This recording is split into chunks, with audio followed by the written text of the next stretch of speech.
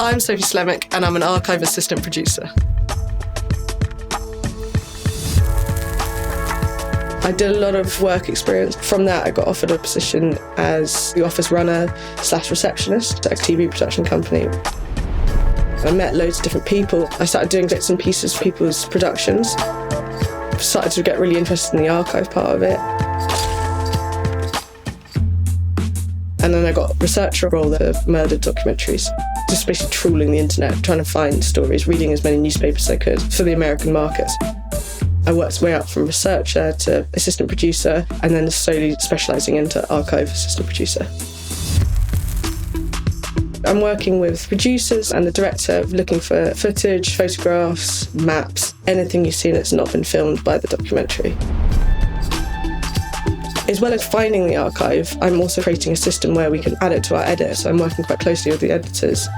An editor can suddenly have a hole and he's like, I need a hot air balloon here, but I've got to find one that's in budget, looks good, and hasn't been seen a million times before. My writing's been used in several reenactments of serial killers. Really? Yes.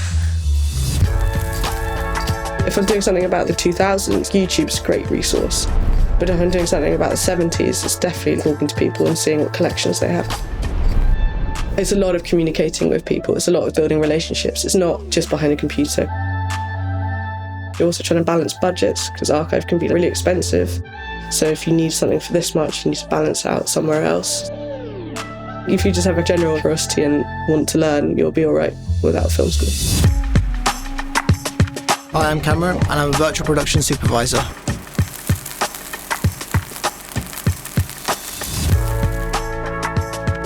Companies were having advertisements for Unreal Engine, which is the software I use to make games.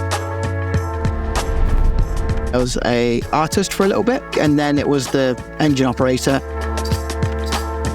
And then it went on to lead engine operator, and then eventually virtual production supervisor.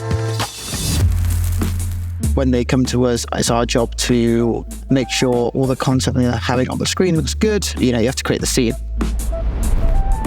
I do a lot of drama, car shoots, car advertisements. I'm talking to the director, DOP, make sure that I understand what they want to achieve, and then I'm replicating it on the volume so that they can see their vision come to light. Obviously, you're not going to know every piece of software you need to know. So I guess it's just how adaptable you are to learning multiple softwares and learning multiple workflows. You also have to be pretty good at talking to people and be a good people person, make people feel comfortable with this potentially new technology. I had a day job and stuff before this, and I was just making a lot of stuff in my free time. I went from never stepping foot on a set to having a rather important role